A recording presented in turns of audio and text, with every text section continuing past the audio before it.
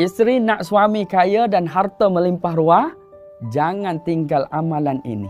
Buat ketika suami keluar pergi bekerja. Inilah cara macam mana isteri nak bantu suami dalam mencari rezeki. Bila suami kita keluar pergi kerja, kita dekat rumah, kita buatlah solat sunat duha 12 rakaat. Jika kita buat solat sunat duha ni, Allah Subhanahu Wa Taala janjikan 6 kelebihan kepada kita. Pertama sekali, rezeki kita dicukupkan. Tak ada keluh kesah lagi.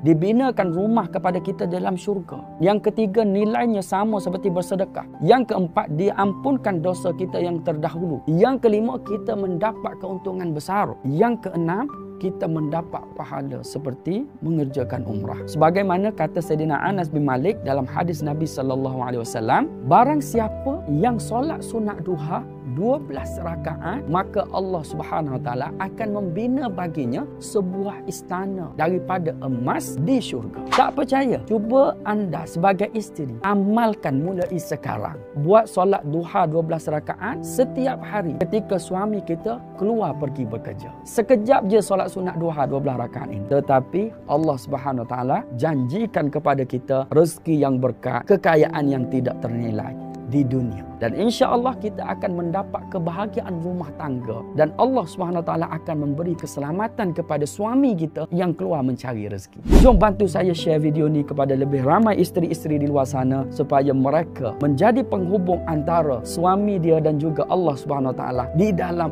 mencari rezeki yang bermanfaat untuk keluarganya. Nak belajar lebih banyak tentang solat? Nak berilmu? Ingat, Ustaz Kembar hafal.